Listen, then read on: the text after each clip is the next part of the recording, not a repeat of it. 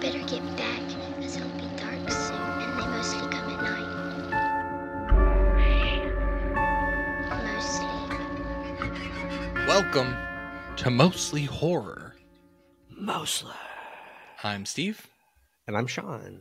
And we have an episode that we kind of prepped with last week with our Dancing with the Monstars episode, joined this week by Kevin Durand and Will Catlett, actors in Abigail, as well as two of the three dudes from Radio Silence, the directors of Abigail, Matt Bettinelli-Olpin and Tyler Gillett. Really excited to get you guys over to those two conversations, two separate conversations with those guys. Before that, right before hopping on, something happened in New York, and we should talk about it. Essentially, right now, we're a couple days into the jury selection of the hush money trial for Donald Trump, and literally minutes ago, before recording this, a man set himself on fire outside of the courthouse.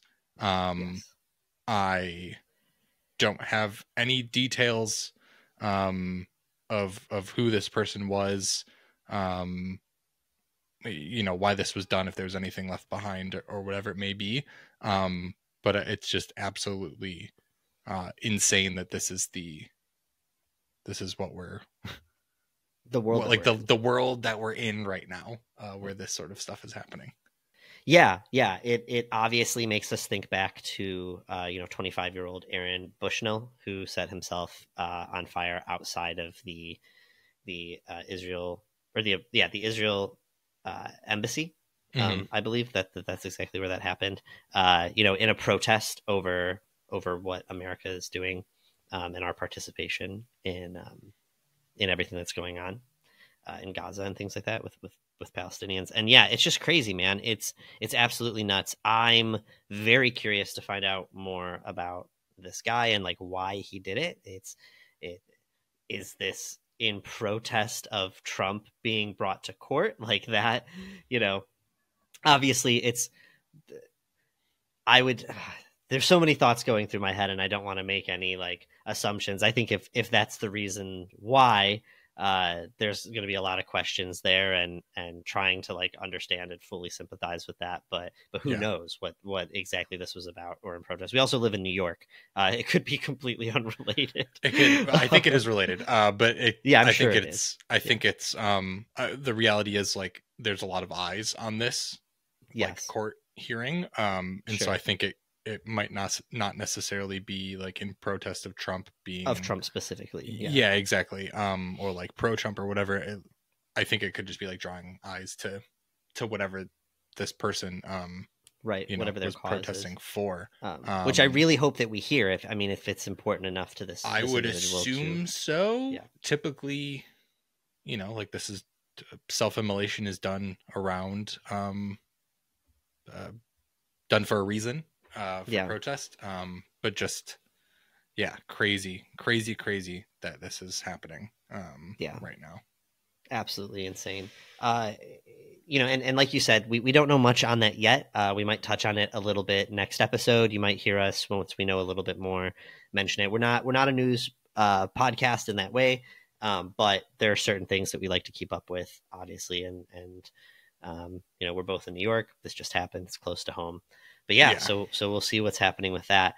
It does make me want to bring up another thing. Again, we are not a news podcast, but I just have to ask, because this is, horror is a reflection of the horrors of the world. And so, us talking about important issues is going to come up now and again. Did you hear about the broadcasting of recordings of women and children like screaming and babies crying that Israel's been doing? Okay, so I have a couple different sources for this. I'm going to pull from the Yahoo one, but this is a legitimate thing. I first heard about it on TikTok, but that made me need to look into it, and I'm admitting right now that I need to look a little bit more. But I just heard about this last night, and it's fucking awful. So this is Yahoo News, an article written by Lucy Jackson. Reports have emerged of Israel drones playing recordings of women and children crying to lure Palestinians to locations where they can be targeted before opening fire. They have drones with mics that are playing these sounds. They've also used sounds of like gunfire and like certain vehicle movement and stuff in an attempt to scare people out of certain situations, but basically to bring people out of hiding, to either be shot at by certain like militarized drones, but then also snipers that they have posted around. And, you know, we're not a political podcast, and there is so much history that goes into this stuff that frankly I don't know enough about, that I feel enough about yet that I feel confident talking about. But what I will say is, like, clearly so many things that have been happening with all this and so many actions of Israel, like there's just no, you have to condemn them no matter what reasons they may have. It's just evil. I don't see how this isn't a war crime. And that aside, it's fucking evil. Like, this is just not the way to do stuff like that. And also, you're literally appealing to the kindness in people with a tactic like this. So you're I don't know, to me it feels sick. I can't imagine any situation where this could ever be justified, and I just have to point that out. And it's insane how the US has continued to support Israel, like, no matter what the pretext of any of this is, like, it doesn't make the war just, like, it doesn't make everything else just, or justified. So I don't know. It just doesn't make, it's either cowardice, it's support due to cowardice, or it's something along those lines. It's that and greed. Ridiculous. Yeah. You know, it's that and greed and like deep ties. I think it all ends up with power and greed ties that we have, and obligations that we have due to deals that have nothing to do with even like political stuff. Like, it's, or like, you know what I mean? Like necessarily about the direct war. Like, a lot of support ends up coming for other reasons and other agreements. War itself is unjust. It's all political. War itself is yes, it's all political, and yeah, it's fucked up. Yeah, 100%. You're absolutely right. Like, there's nothing to justify what's happening right now. War itself is awful, but this specifically, like, we're past war. Evil is just the only word I keep coming to, and it feels ridiculous to make this comparison, but dude, it makes me think of 30 Days of Night, when they have the girl like out, everyone's hiding, like the vampires have wreaked havoc on this town, and so they have this girl crying for help walking down the street, and you see like vampires crawling on the whatever. And I know that might seem ridiculous to like make a comparison to a horror movie in a moment like this, but that's where like the evil is from. I'm like, this is awful. That is absolutely awful.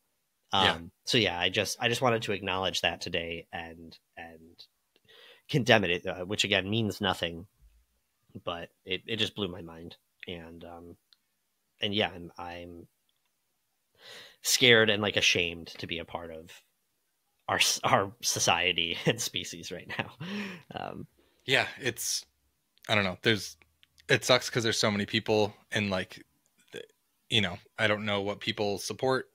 It's a foreign war, so it's like not, you know, I know that the US supports Israel, but like, it's not something, you know, there's so many people protesting that are pro-Palestine, and yeah, I just don't know. You know, we're in a privileged position to, I guess, just be able to speak about this and give our thoughts, but I just don't, I don't know. Yeah, I mean, as of right now, there are way more important voices that I think everybody should be listening to like really keep up to date on exactly what's happening, what all it means, what the context of everything is, and then also what any of us could possibly do to help. Yeah. But I just did want to acknowledge it today and encourage everybody to look into stuff as much as they can and to pay attention to stuff like this. I was just blown away by that. Like, obviously this is not the first terrible thing to happen in the past few months around all of this, but to me it was like this whole other level of like, whoa, Like, what is going on?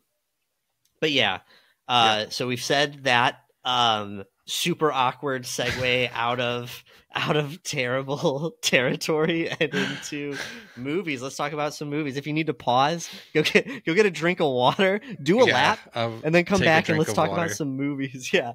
I'm gonna sip my Arizona. I actually do. We can hold on movie talk because I think that we have a lot of stuff, and there's not a ton to talk about. One thing that has been polarizing somewhat subject recently on Twitter yesterday. I want your opinion on. I don't know if you've read this. Okay. Let me see. On Threads, I saw like someone screenshot a conversation from Threads. So basically an author named Chuck Wendig was talking about, people leaving reviews on Goodreads, which I don't know if you're familiar with Goodreads, but it's like the logging, letterbox for books, essentially. Just recently made one, barely into it, but yeah. Got it. So yeah, Chuck Wendig was talking about, how people that leave good reviews deserve goodness and all that sort of stuff. And Joe Hill, son of Stephen King and award-winning novelist, and has a bunch of his books adapted into movies and TV shows. He, quote, threaded it. I'm not on Threads. I'm not sure how that works. He said, 5 stars on Goodreads, or be a sweetheart and don't give a rating. It would be great to live in a world where people understood what 3 stars means. It would be great to live in a world where people understood 3 stars means I liked it. Unfortunately, for a vast number of potential readers, 3 stars means, don't read this mediocre waste of time, this pasty, tasteless cream cheese lump of a book. A lot of people, me included, disagree with this. I disagree with it. I also, Joe Hill, why are you saying this? Why are you the one that's taking this stand as if you're not selling your books and like need to have this opinion? Like, I'll openly say, if I think we may be speaking to someone on this podcast and I watch their film, I normally review everything and rate it on Letterboxd. If I don't think I would give it like a 3 stars or higher, I don't rate it. And I just log that I've watched it, because I don't want to, I don't want to deter people from watching it. I don't want to start that conversation and, want to approach everything the best way.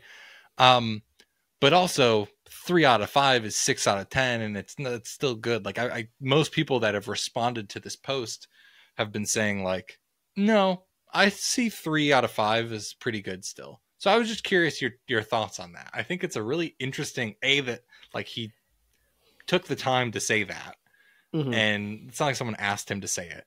But then B, like what your thoughts are on his comment. Yeah. There's a lot there. I guess I can understand. It is interesting that it's coming from Joe Hill specifically. Right. I can understand people being like, operating, especially in supporting arts right now when so many different things are being undervalued and underpaid, and then also in the wake of AI, like being really supportive of artists is super great.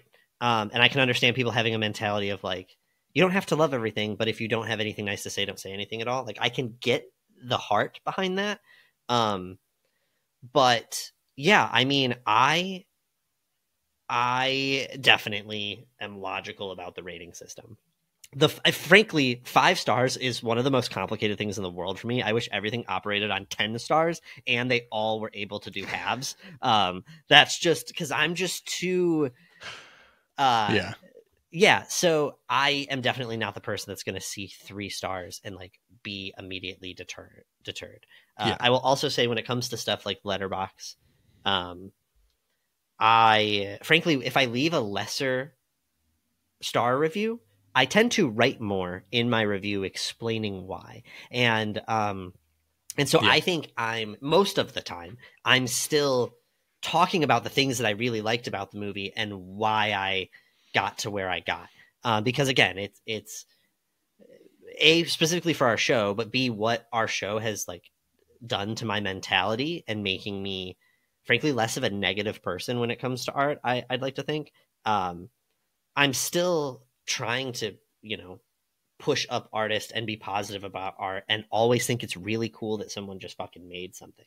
But I also want to be able to be honest and yeah. So I can understand the heart of his take, but I do not agree with it. And another part to that is I think that we live, especially in America, but definitely just in the world, we are in a state right now of such fucking extremes. Like there's no room for nuance, and I can apply that to like a million situations. Like even progressive movements, like there's no sense of nuance in so many ways, and it's like everything seems to be all or nothing, and people seem to demand all or nothing from you, and this kind of feels like that from Joe. All I can say is that if I wrote a book and I put it out there and people, left a 3.5-star review, I'm going to be stoked that they read it and that they felt compelled enough to log it and, that they didn't absolutely shit on it. And then also, if you really don't like it, go ahead and feel free to say that.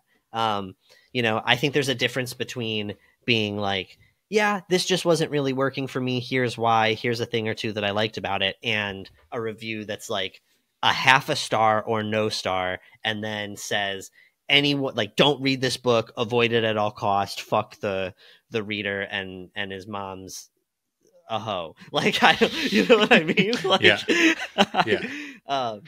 So yeah, and also I guess that's where my thoughts are. Like, you have to trust people more to be able to read reviews and like come up with the decisions on if they want to come up with their own decisions on if they want to read it or not. Yes, it's to the nuance thing. I want to say that goes both ways. For the people leaving the review, but also readers. Like, if you are a person that only reads something that has 5-star reviews, like if Joe Hill's fears are realized with your thought process, then you should reevaluate that. Like, I would implore and I would hope that all of us could prove Joe Hill wrong. And if not, if you agree with him or if you agree with his mindset, and you're the exact type of person he's talking about, then I would implore you to reevaluate that. So yeah, that's where I'm at. The other thing, really quick, this is one's just kind of more specific for me and you, I guess. But when it comes to people we have on the show, I get what you mean. And we kind of had a conversation about this. I'm in this really hard spot of like wanting to champion artists and art and like everything that we've said. But also wanting to be honest. And in like when I give a review of something, I guess the other thing is I don't see that as like my assessment of what this thing objectively is. I see that as like my experience of it and my biases. Like, it's just I'm reviewing it based on my preferences. And I just hope that people realize that. When I post to Letterboxd, though, that's mainly a log for me. Like, it's not, I don't post my Letterboxd every day. I'm not trying to get people to follow me on Letterboxd. I write as if someone could be reading it, but I don't really care if anyone ever reads my Letterboxd reviews. As of right now, maybe that'll change. I would love if everybody came and hung out, but also, don't look at something that I reviewed and necessarily decide that it's not worth a watch. If something is curious to you and you see that I left it 1 star, then do that. And I can still like fully respect the people that we brought on the show and love aspects of their work and see a ton of potential to my preferences. And acknowledge that like this person doesn't need like just my review. So it's a tough spot. Like, I obviously don't want to make any of our guests feel bad or feel like I've been fake with them or anything like that. I don't know. I think I handle it okay. But I understand your mindset. Yeah. I just won't I just don't want to open the door where it's like, some indie director sees that I rated his stuff and like takes that into consideration when jumping on our show. Not that would ever happen, but I just, if I don't like a movie and I think that we may have the opportunity to talk to someone, I won't rate it. I'll log it. Do you think though that they might be like, because in my head I'm like, I get that, but do you think that they might see like, oh, Steve leaves reviews and ratings on everything, and then my movie's here, and I'm going to be talking with them next week, and it doesn't have a rating? Like, do you think they'd read into that at all? No, I think that the risk of that is less than the risk of, at least that's fair, saying this movie sucked. You know what I mean? That's the other thing, is I don't say it sucked. You know, the star might be low, and then you'll read my thing. I don't know. And then there's other movies where I don't care. I'll tell you I don't like Thanksgiving. That's fine. If I talk to that director, sure. I don't like your movie. Yeah. It's tough. It's definitely tough. But it's okay. Luckily, a lot of good movies this year. A movie that I really enjoyed because it was another original film by the Radio Silence guys was Abigail. Sean, any final thoughts on our conversation? We're going to talk with Kevin and Will first, and then go and chat with Matt and Tyler. Any final thoughts on our conversations with those fellas? I had a lot of fun talking with all these guys. Obviously, it's not our first time talking with Tyler and Matt, so it was great to see them again. I'm sure we'll see them again in the future. Hopefully we'll get them for like a full episode sometime and really dive something. But getting to talk to them was great. And overall, I think it gives a good insight into the processes behind Abigail and everyone's mindset. This movie, like all Radio Silence movies, is about, one of the main things we talk about is chemistry and bringing everybody together. And so, and just what everybody contributes to movies like this. So I think there's a lot here to go on, and I think you guys are going to dig it. Yep. On that note, we will get you guys over to our conversation with Kevin Durand and Will Catlett, two of the guys from Abigail. And then after that, we'll jump over to our conversation with Matt and Tyler from Radio Silence. Hope you guys enjoy.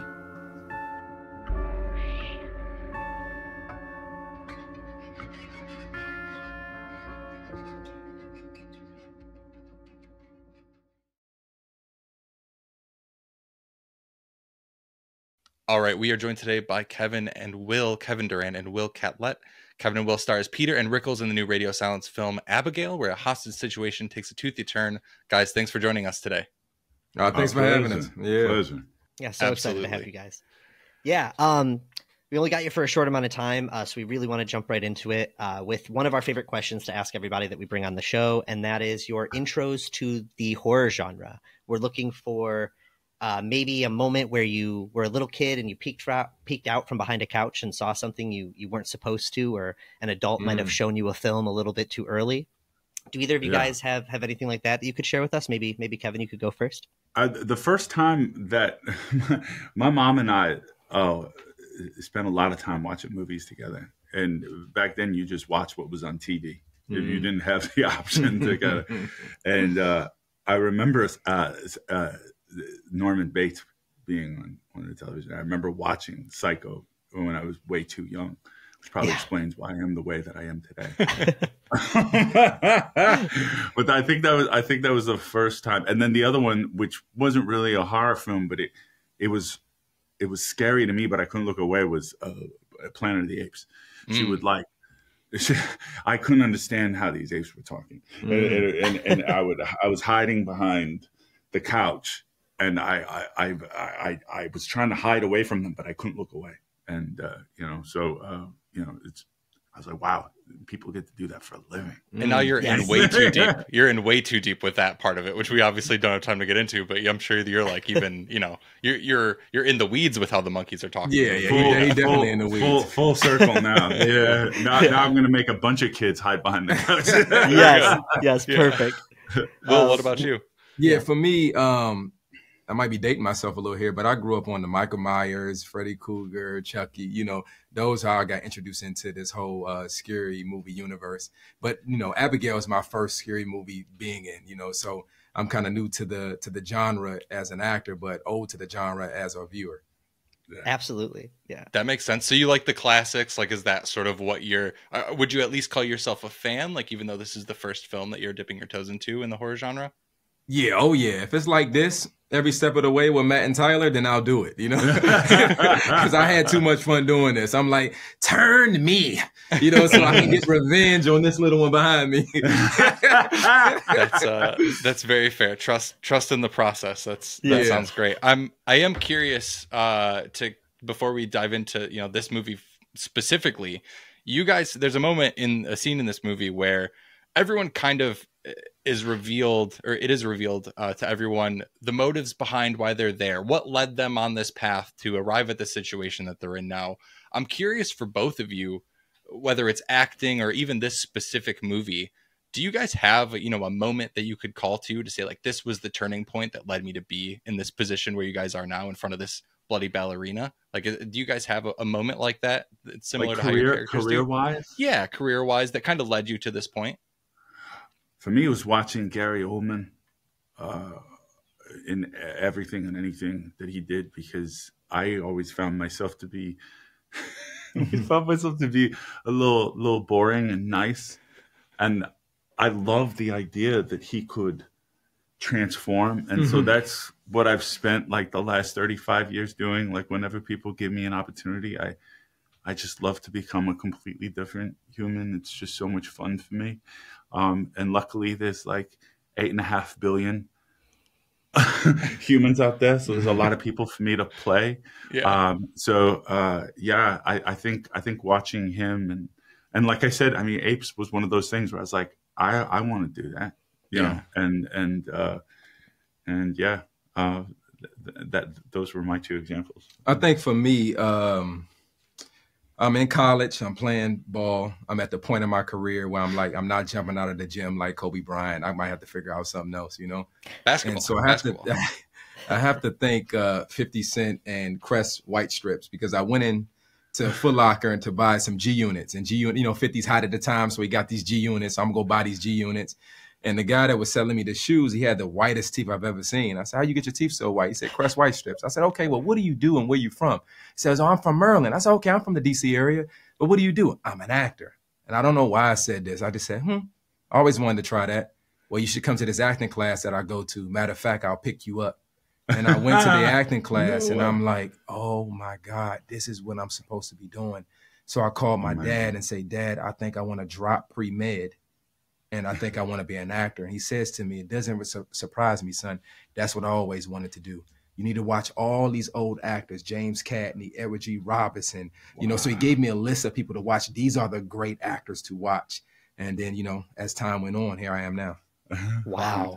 I love that so much. I do have to say, just in case, I don't want this, you know, not an ad for Crest White Strips, but I do love. Not an ad. That's or G units. Yeah, or G. I don't know. Do those still exist? Like, I love 50, but exist anymore. Oh man, that's so funny. Obviously, we have to ask some vampire questions. This is a vampire movie. Kevin, specifically, it was very interesting to see you in this movie because I'm familiar with you having taken on vampires before in the past in The Strain, you know, rat exterminator / vampire exterminator. I'm just curious if that experience brought any knowledge to this role, or if you had to fight one of the two kinds of vampires, who do you think you could take?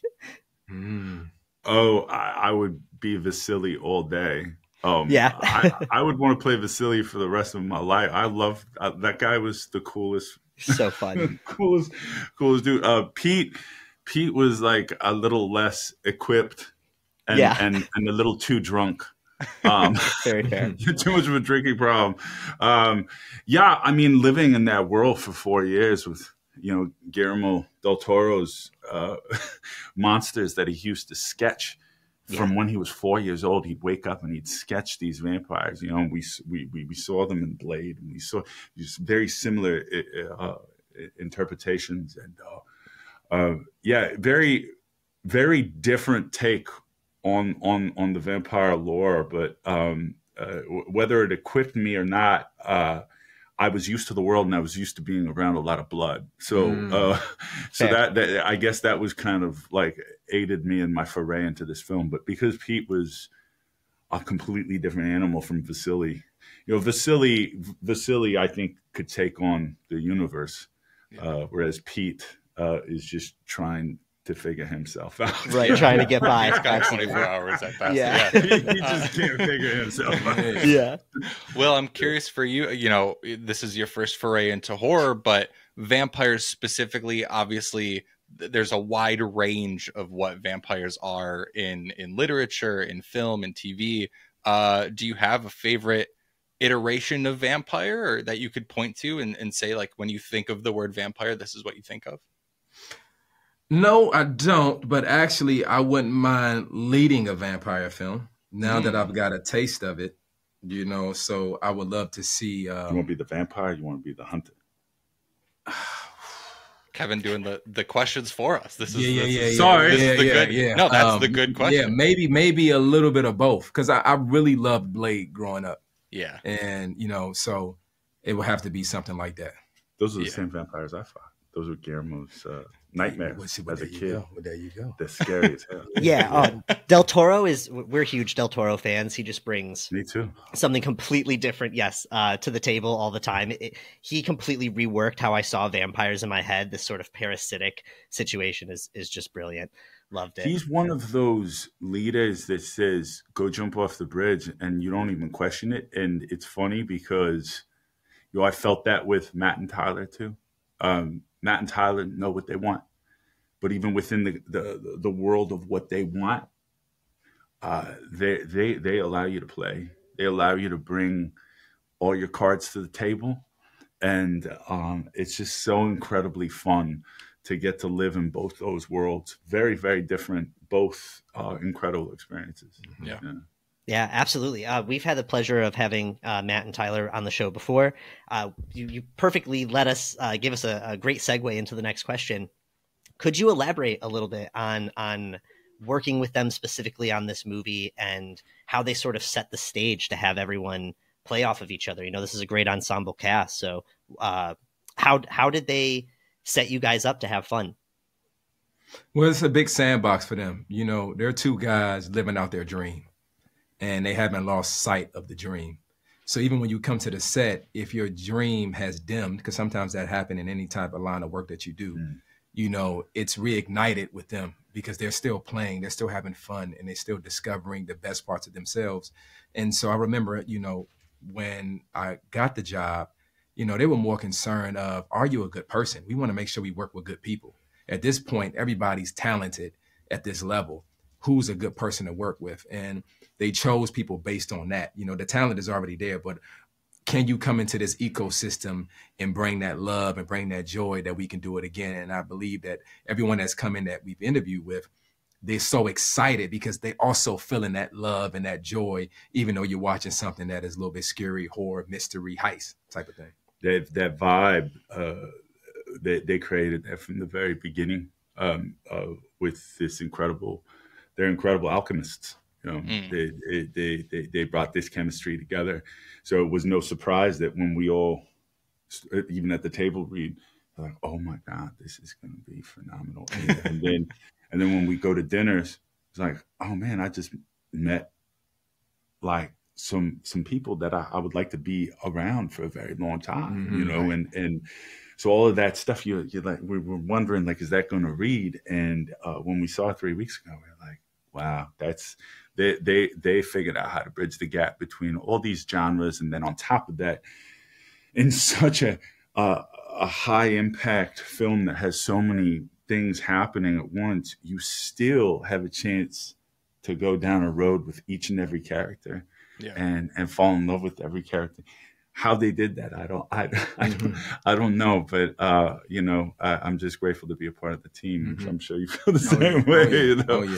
It's great when you don't have to like feed, like there's no forced chemistry. Like it's just chemistry. It's just good chemistry, and that it seems like it was like that from the get go. Just like y'all two.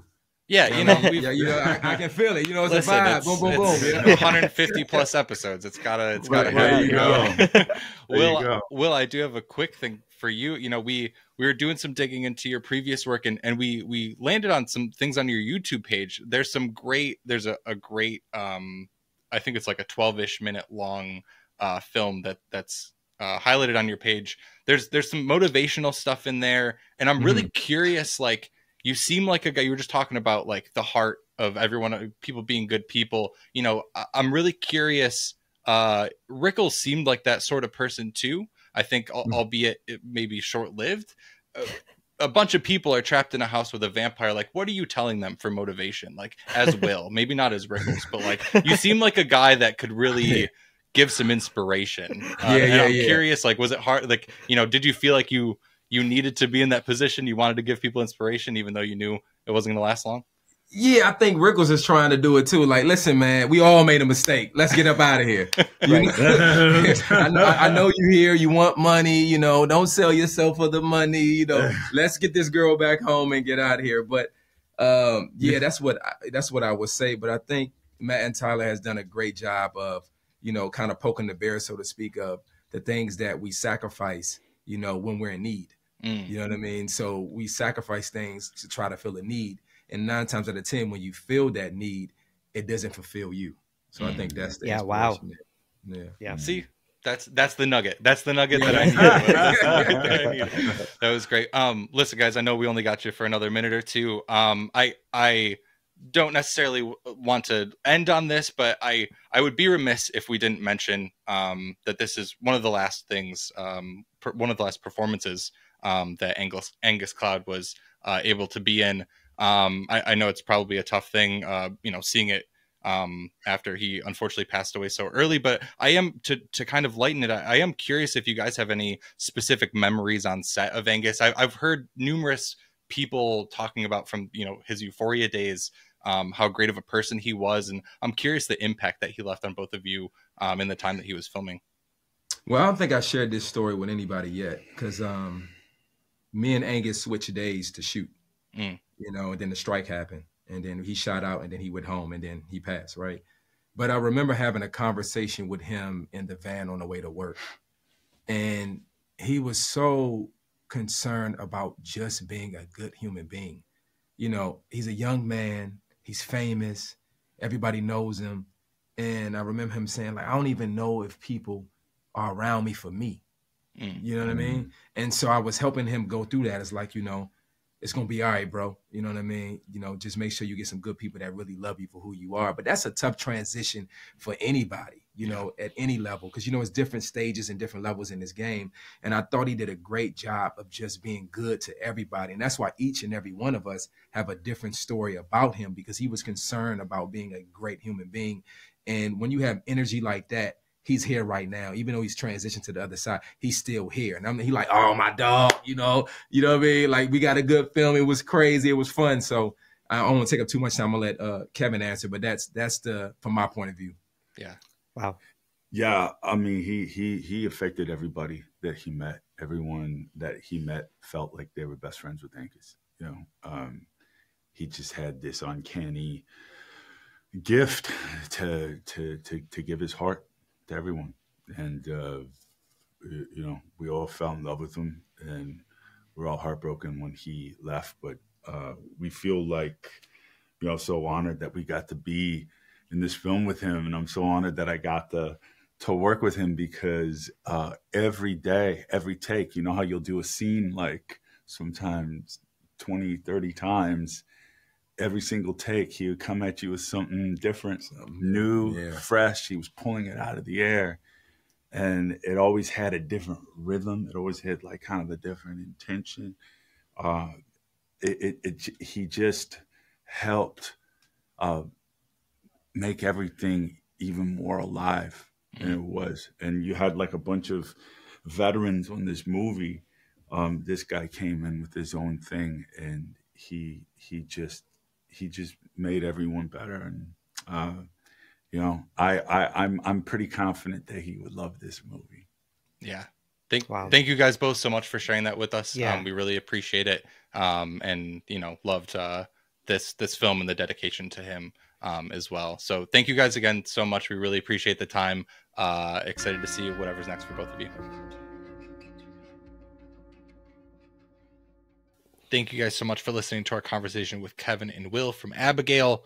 we will now get you guys over to our conversation with directors Matt Bettinelli-Olpin and Tyler Gillett, Radio Silence of Abigail. All right, we are joined by the director duo known as Radio Silence, Matt Bettinelli-Olpin and Tyler Gillett, known for their films Ready or Not, Scream 2022, Scream 6, and the new Universal film Abigail. Guys, thanks for joining us today. Thanks for having us. Yeah, pleasure to be on. Absolutely. Yeah, we're stoked to have you back. Before we really get into things, I'm just curious. I saw that you guys had your premiere last night in LA. Looked like it was a lot of fun from some of the stuff I'm seeing on socials. So just wondering how you guys are feeling about the initial responses to the movie. Well, as you will probably hear in our voices, it was a very long and loud and raucous and fun night. And I think we couldn't be happier with the way that it played. Feeling a lot of relief and really proud of everybody who came together to make this movie and get it across the finish line. It was a really, really fun night, really good celebration. Yeah. Wow. I'll say I know it's our movie, so this is going to sound really stupid, but I mean, I have not had that much fun in a theater in a long time. I mean, the crowd was incredible. Like, wow. They really connected, and it felt really awesome and really special. Yeah. I think. Yeah. Oh, that's so great to hear. This is definitely like a popcorn film like that. So it's definitely like a see it in a theater with a lot of people sort of movie. So I like the idea of you being like, man, whoever made this movie, fucking great job. Notes, don't get the Yeah, no, that's fair. Well, listen, we actually spoke a couple days ago, spoke with Kevin and Will from your film, and they were talking about how we asked them, you guys obviously do a lot of ensemble pieces in all the films that we mentioned before, and you have this knack for bringing together a lot of people in an ensemble film while making it feel like the chemistry is great. And we asked them what the secret sauce was, and they said that both of you you haven't lost sight of what making a movie is. You're kind of just like playing in a sandbox. I'm curious if you could go into your keys to kind of building that family. Like, we even spoke with, after Scream 6, Liana Liberato talking about how you invited her to go to an editing, your editing bay and watch Abigail being cut and experience that. Like, you obviously are building this family, and you seem like great guys to work with. I'm curious what that secret sauce is, like what you're, just initiating when you step on set. I think a lot of it has to do with the just making that the most important thing for us when we set out to do it, and William Sherrick, our producer, is a big part of that too. And when we get, to wherever we're shooting, like, honestly, one of the first things we do is just, hey, let's get everybody together and, get dinner and just start hanging out and become friends. And we really put a lot into that, and it matters to us. I mean, the movie obviously matters to us. We want the movie to be good, but at the end of the day, we're very aware of everything beyond the movie being out of our control. So all we can do is make the best movie possible. And if we can have a good experience doing that and provide a good experience for everyone else, then, we can all go home and feel really good about it. And I think, we've tried to do that on every movie. Yeah. We have a really strict no asshole policy. And I think that starts, when we're hiring crew and certainly when we're casting. I mean, our casting director, he's a dear friend of ours, and he really vets everybody that we see. So when we're auditioning a role or when we're meeting an actor, we know that they're brilliant at their job. Like, the reason we're having a conversation with them is because they're amazing and we're already fans. So it's really about, is this a person who we want to share the experience of making the movie with? And that becomes the most important part of it. We know that, that you'll be able to pull off the acting. Are you going to fit into the family? And so we really try hard to build that just in the earliest stages. And then I think the other part is we try to create a culture when we're shooting that really helps people feel like they have ownership of the movie. Yeah. And we are not interested in the movie being ours and just ours. It's only wonderful if everybody feels like it's theirs. And that's something I think that's built into us as an existing collaboration, and certainly how we came up working together. But it's so much more fun when everyone gets to share in what, you know, what the success of something is. And it just means so much to, like, that's a gift that we feel like we can give people. Yeah. Has that gotten more difficult as you grow from, you know, Devil's Due to something like the Scream films and Abigail, like a, you know, more people, larger budget, that sort of thing? I don't think so. It doesn't, you know, yeah, because it's still, I mean, we talk about it all the time, how it's, you know, some of it is very on purpose. We try to kind of bring that same work ethic and that same just overall ethic that we had when we were doing like Southbound and VHS to what we're doing now. And it, you know, like if you come on set now, it really doesn't feel much different. There's just more people. There's just more friends, honestly. Yeah, that's a good problem to have. It's awesome. Yeah, absolutely. With the kind of movies that you guys are making, like these large ensemble cast, you know, projects, it just makes sense that the chemistry being there is absolutely key, or the whole thing falls apart no matter how great 100%. The script is. So, so obviously we have to talk a little bit about the Blood Princess herself. You guys have such a strength for creating these really iconic characters. You know, I think of Grace in Ready or Not, and even just having such a strong impact on an already established franchise like Scream. So for the writers and the filmmakers listening, I was just wondering if you could maybe walk us through the steps of making an iconic character and giving them, you know, this eternal life for the audience even after the credits roll. I mean, that's very kind of you to say. I think, you know, like, I think a lot of that starts on the page, right, Tyler? Like, there's, you know, you got to have a great character written with real emotional stakes. I think that's ultimately what we have found people are connect to. And obviously, like, visually, that's a whole other conversation. But I think at the end of the day, you know, Grace isn't interesting. And if she's just a bride in a bloody wedding dress, right? I think that what's ultimately lasting is what's at stake for her personally and emotionally. And the same goes for Joey and Abigail. You know, they're more than just that really amazing, you know, screen grab. It's when you look at that screen grab and you go, oh shit, I remember that movie. That's about that character that does this. And because of this, they have to do this. It's actually really about stakes, I think, at the end of the day. Yeah. And I think it's about them overcoming some giant obstacle, you know. I mean, even with Abigail, is it spoilery? What are we can spoil it. Yeah, we're going to. I was going to say, even with Abigail, I can talk about it vaguely.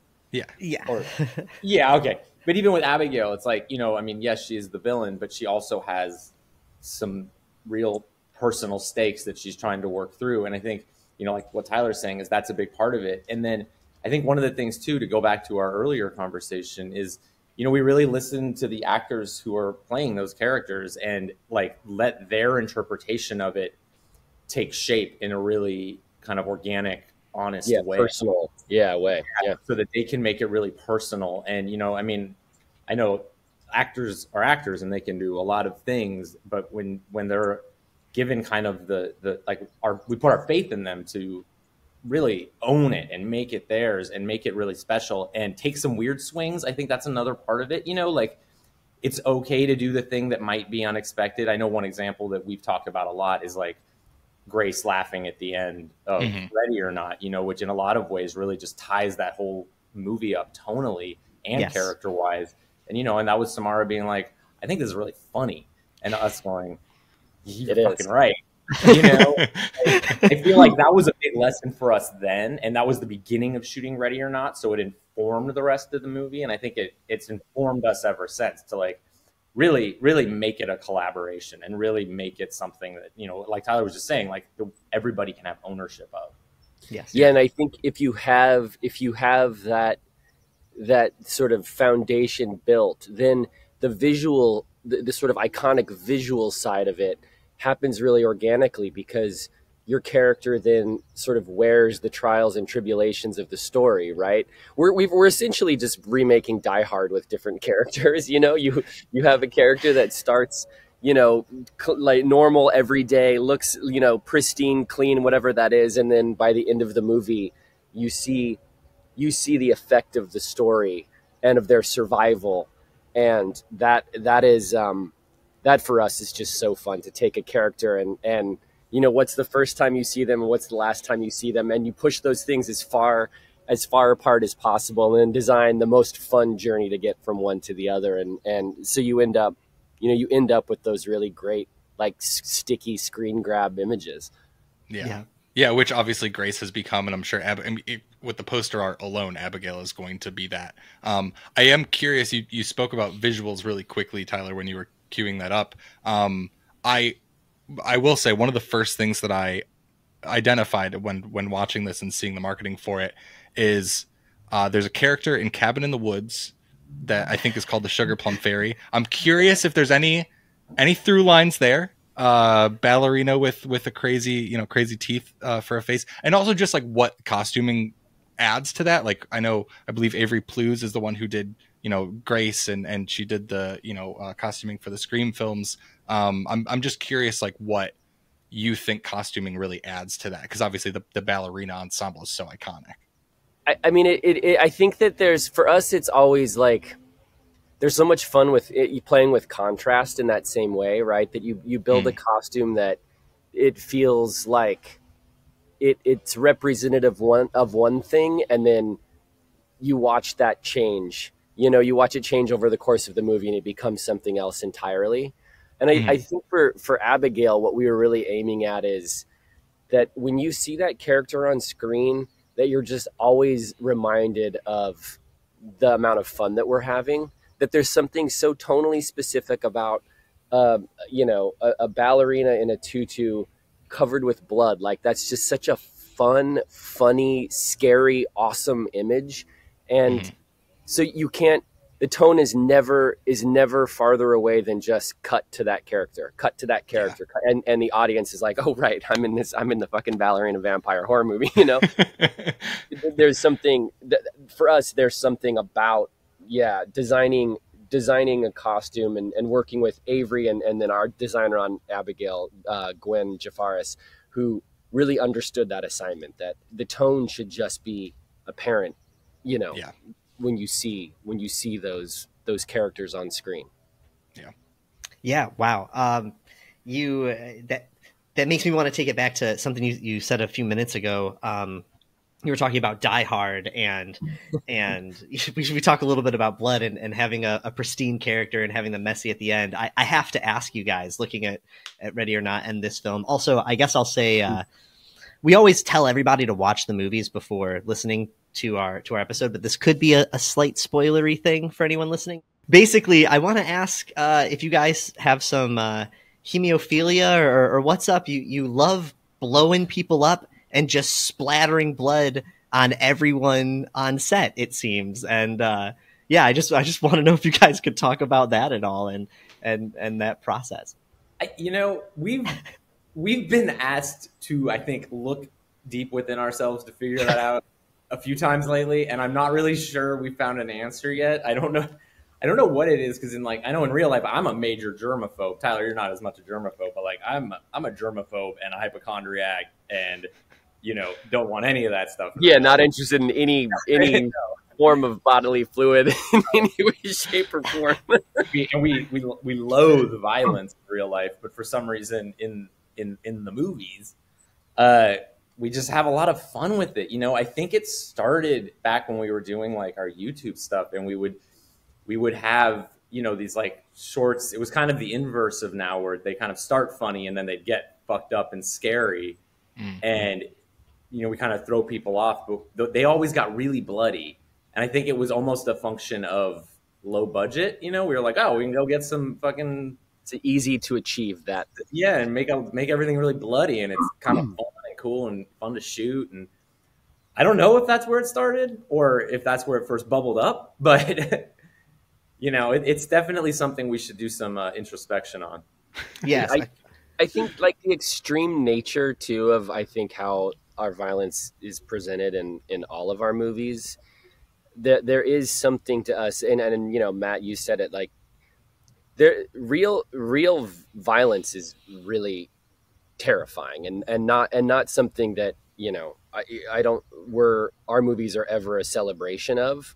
I think that for us to achieve the tone that we're aiming at, there has to be a level of absurdity and it has to be amplified in a way that I think the audience knows that we know that we're like living in a bit of a different world, right? This story, while it's grounded and the characters are grounding it, we talk all the time about the difference between something being like violence being fun and feeling sort of cinematic and it being cruel. And I think we're allergic to that cruelty. Like that's not something we ever want to achieve. And it doesn't mean that the movies can't be like scary and the stakes aren't super high, but you know, and I Scream, I mean, how many Melissa's now, her character, Sam Carpenter, has stabbed people how many fucking times over the course of yeah. And so a handful. Yeah, and I think that's still very likable and relatable. Yes. Somehow the hero. But I think that it's a little bit that like Kill Bill Tarantino, you know, hey, just buckle the fuck up. We're gonna show you some really hardcore imagery, but we are aware that like it's supposed to be fun. We're gonna tell you that you can enjoy this. You know, this isn't gonna be mean or punishing. Yeah, that makes sense. I think, you know, like realistically, even just the mechanism of the explosions worked so well for me. I think I said this in our first conversation, but like when we had you guys for Scream 6, but I remember being like, I really just want everyone to explode right before it happens in Ready or Not. That's a big, huge spoiler alert, but the mechanism just really works. So I'm glad you guys found that in that film and transferred it over here. I do want to turn this conversation into something. This is going to be a question. I may be the only one who cares about this, but I saw Dan Stevens talking about how the look of Frank was possibly inspired by the Dangerous Nights crew from I Think You Should Leave. You guys also have Tim as a voice cameo in Scream 6, which is something I didn't realize until after the fact, and I had to go back and rewatch it.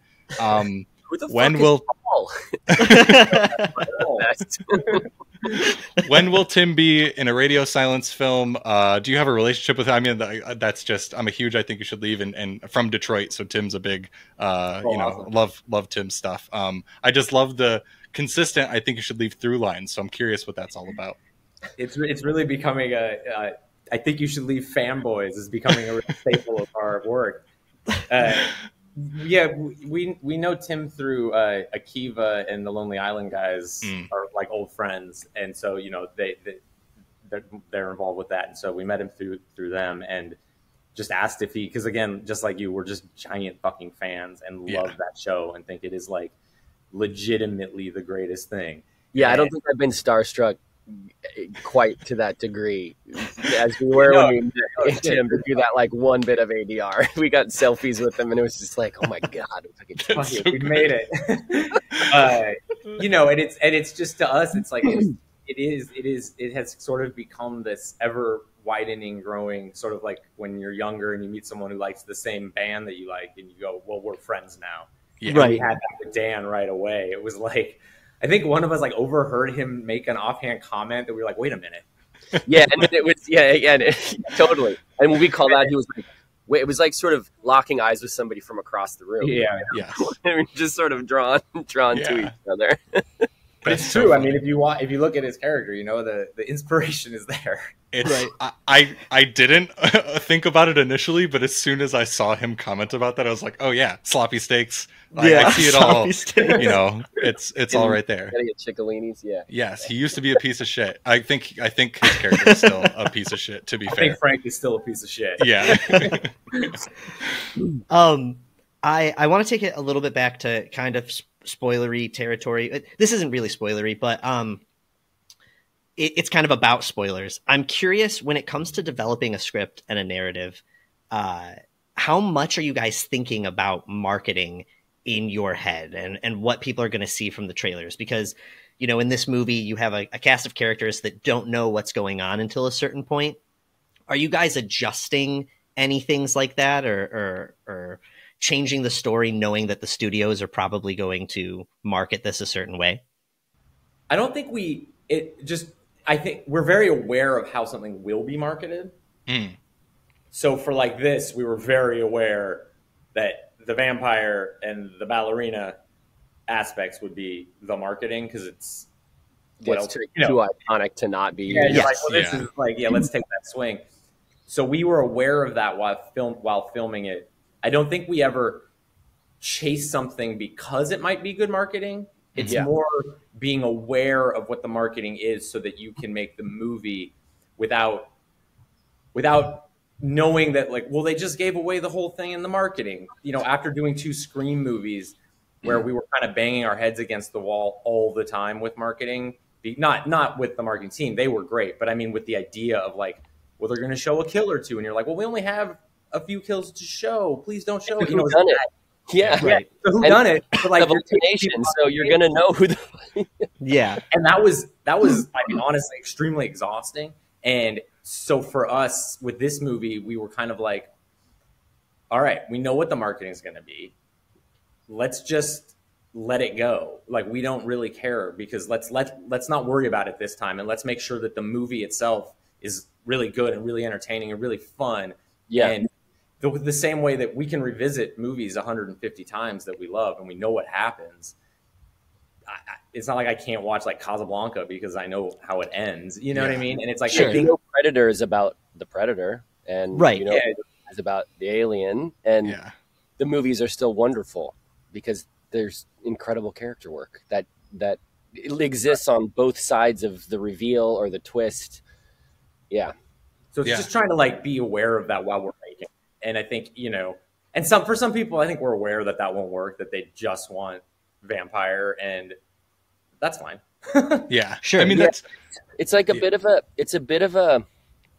I mean, I think that the way marketing has evolved, it's a response to how audiences have evolved. And it's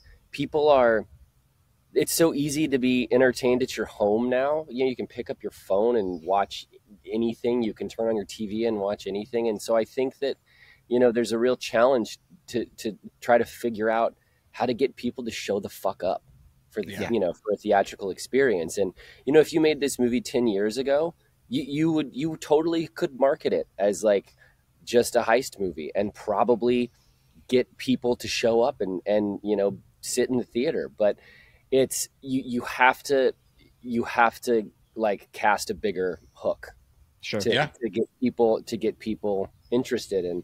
And that's, it's like, it's a bit of a bummer, but at the same time, we just treat it like an opportunity to approach the movie and the storytelling in a different way, and you know, and make the movie, like every scene feel and every moment feel really essential and valuable and entertaining.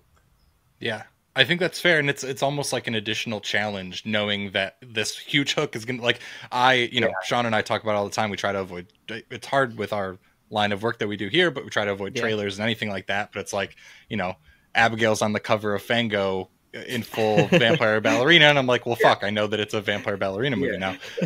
So yeah, it's just, I totally get that perspective, and I'd appreciate the idea at the end of the day is to have a movie that holds up regardless of how much you know about it, and that's definitely something that's achieved and achievable. You guys absolutely did here. Yeah, 100%. And I'm, you know, huge fan of all of your work, and obviously it continues here. Speaking of your work, I want to wrap this up with one thing.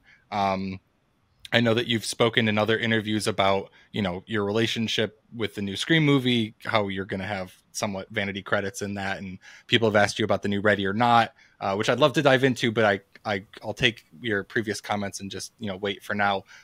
What I do want to ask about is our good friend Elena Urquhart wrote The Butcher and the Wren. I know you guys are attached to direct that. I was just chatting with her yesterday.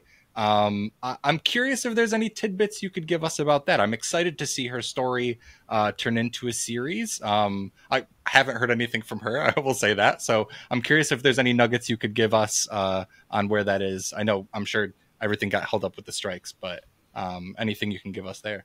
Yeah, Jen Yale wrote a really amazing pilot, and it's being, you know, we're just hammering out some notes on it, but it's incredible. I mean, that book's amazing, and Jen has such a clear vision for what that show is as a showrunner, and I mean, we're excited to push that boulder up the mountain. It's one of those just unique books, and we think it's just so easily adaptable. It's such an interesting take on a murder mystery, and the subculture of that Elena, is drawing very much from her own life onto the page is just fucking awesome and fascinating and weird.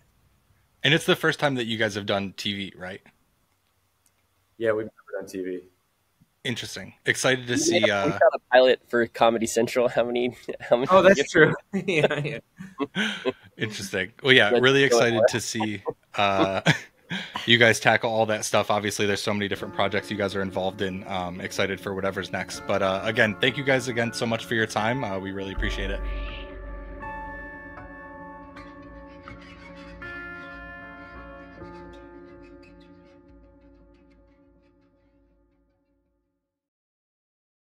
Thank you guys so much for listening to our conversations with Kevin Durand and Will Cottrell, as well as Matt Bettinelli-Olpin and Tyler Gillett. And thank you again to all of them for jumping on this tightly packed Abigail episode. It's now time for our mostly horror recommendations of the week. I never remember who went first or who went second, but I was just talking about this movie, so I'll go first. Yeah, you take it. Yeah, you go first. I am going to... Let's talk about two movies. All right. I think last episode I talked about how I wanted to rewatch the Paranormal Activity series. Did I mention that? I might have mentioned it to somebody else. Did, but okay. We talked about it, like mid conversation. Got it. With someone with yeah. Okay. I rewatched the first one yesterday. Yeah. I will say, while it doesn't hit the same way, it still hits. Okay. Yeah, I will never be able to recreate the feeling. Yes. And let's be real. Similar to Blair Witch, not a lot happens in the movie. A lot of, if not all of the heavy lifting is done by Katie and her panicked acting and her responses to things. Obviously a lot of the heavy lifting is done by the fact that it's found footage. And back in the day, the fact that the movie starts with, Paramount Pictures would like to thank, the families of Katie Featherstone and Micah whatever for giving, allowing us to use this footage or something along those lines. And you're like, oh shit. Yeah. Like, there's still creepy stuff in this movie. I watched it in the dark in my living room. I still felt some type of way watching it, but I think at the end of the day, it just doesn't hit as hard. I will still say it's a great movie. I still really love what they did and what they created. But it unfortunately just doesn't hit the exact same way. We were talking about Letterboxd earlier. Like after seeing it the first time, I probably would have given it a 5-star review for how it impacted me. I gave it lesser stars because I thought it was still great, but it just didn't, a lot of the stuff you're like, eh. So, but again, not that people aren't watching this, but I do have to recommend Paranormal Activity to anyone that hasn't seen it.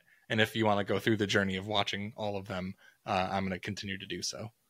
Okay. So a couple thoughts. So you watched it in the dark in your living room, you like at night or just like you closed the blinds and okay. By yourself. Sydney was asleep. And Schmidt is asleep. Sydney's sleeping. But God, we gotta get them on. Just find an excuse. And did you commit? I mean, I know you're a good movie watcher, but you weren't like on your computer working on stuff. Okay. My phone was to the side, and I again, my whole apartment's on a tilt. My bathroom door opened by itself during the course of the movie. Beautiful. Freaked me out a little bit. Like, Aria was on her little window thing and she like shifted and I heard a creak and it freaked me out a little bit. But like, there are just parts of that movie that I remember being like real, like there's the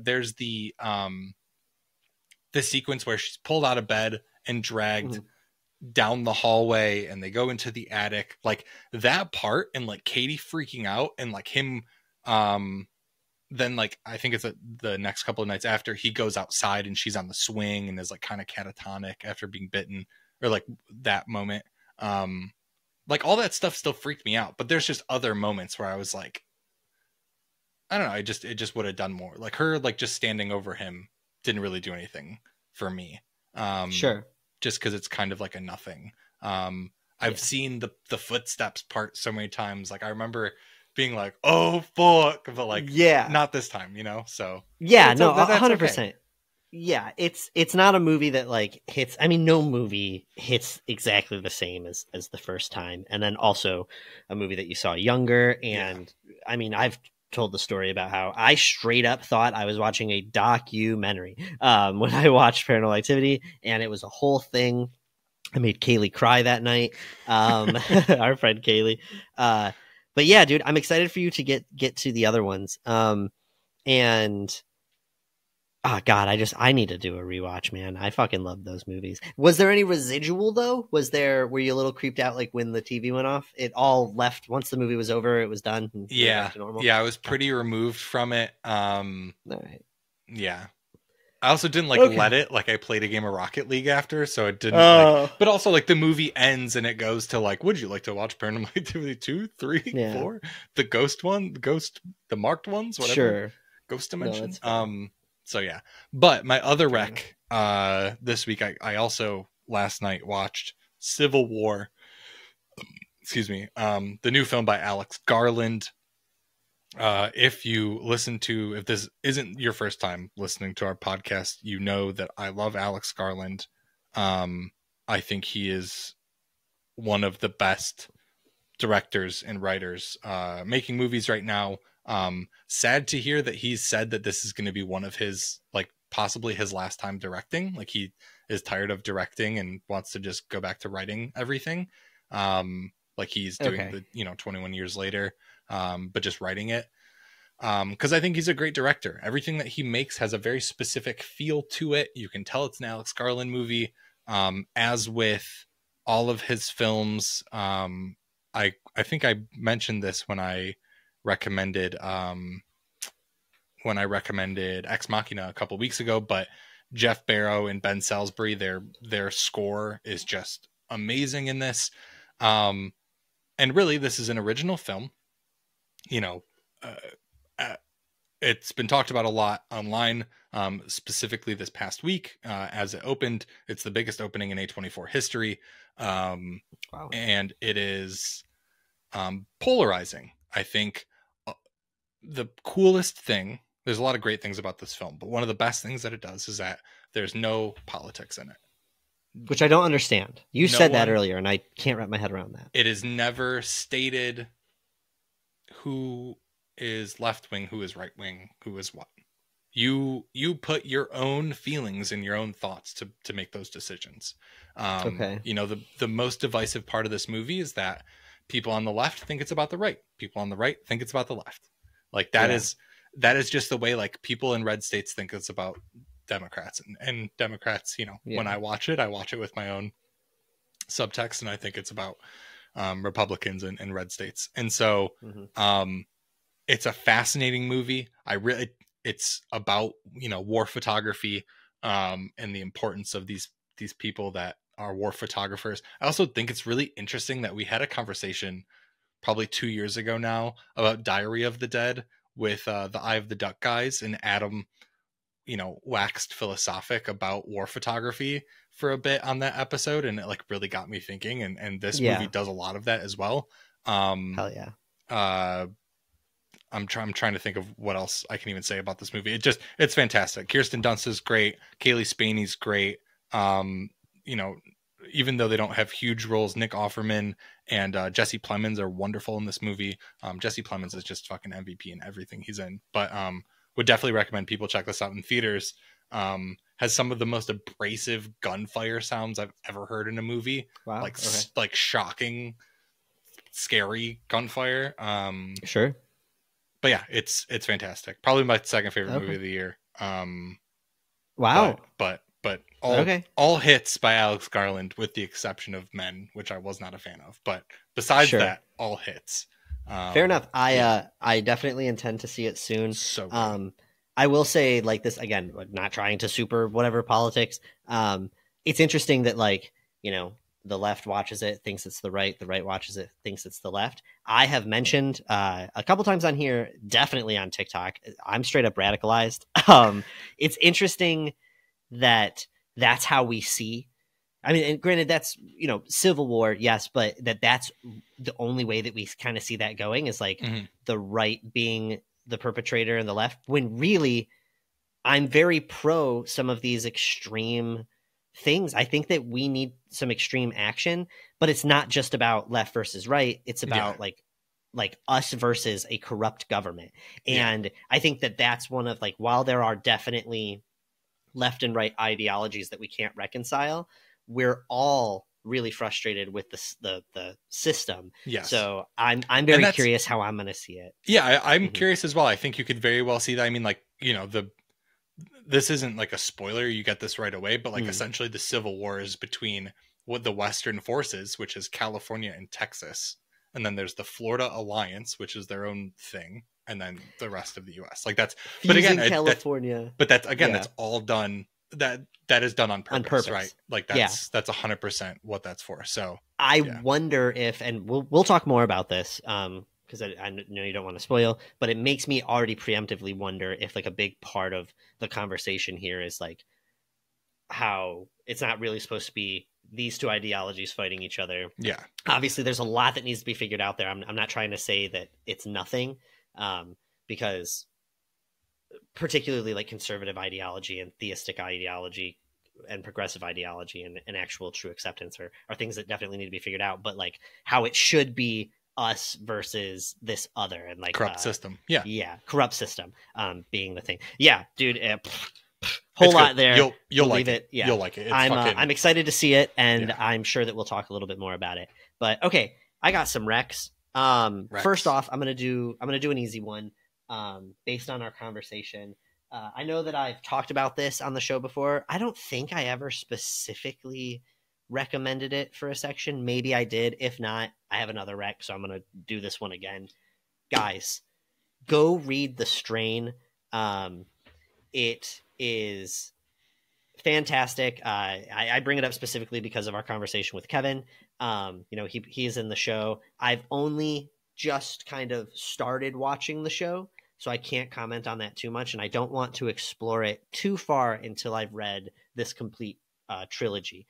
But The Strain completely changed the way I looked at vampires. I don't know that this is the absolute earliest version of these ideas, but it's the way that vampires are handled in this are very similar to how they're handled in Witch Doctor, which we brought Brian back on, or we brought Brian on, the writer of that, many episodes ago.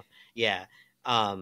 It's very, very cool. I don't want to spoil anything for you, but it's written by, Del Toro and Chuck Hogan, and I think everybody would really enjoy it.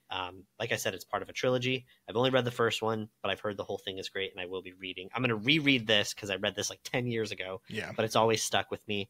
But yeah, I'm going to read The Strain, and then there's The Fall, and then The Night Eternal. And I also think with the world that we're in now, a post-COVID world, it has some extra flavor. And if you're looking for a new vampire story, jump into it. And also, if you have read it already, please write us and tell us what you're thinking. I'm very, very curious about what other people think about this, because I actually don't know that I've ever met anyone that's ever read it before. I haven't really gotten to talk about this series with anyone. And also, if you're watching the show, without any spoilers, please write us in and let us know what you think about that. The other thing, and I'm almost embarrassed to admit this one, but in prep for an interview that we have coming up soon that I'm not going to give away yet, but I'm going to say we've been hinting at it for a long time now. I watched a movie called Sunset Boulevard for the first time, which is a classic Hollywood movie. It is referenced. I was wondering why you watched that, but now that makes so much more sense. Yes, I watched it because there's a direct correlation with something, and then also this person that we have on in a future episode. I don't want to give it away yet, but this person credits like watching this movie and it having some inspiration and it being part of research. But yeah, it was my first time ever seeing it, and it was just so interesting I've seen a lot of old Hollywood movies, and I grew up with my grandparents. Like, old movies are not foreign to me. Yeah. But I'd never seen this one. Dude, it's referenced, like, one of the most famous references that I hear in movies, and especially in like old cartoons, is straight from this movie. Have you seen Sunset Boulevard? No. The whole like, all right, Mr. DeVille, I'm ready for my close-up now. Yeah. Or I'm ready for my close-up. That is from this movie. Got it. So it's not, I guess people could consider that a spoiler, but also you've seen that a million times. Yeah. And yeah, I won't tell you anything else about the plot. I truly think going into this blind as you can, if you haven't seen it, is so much fun.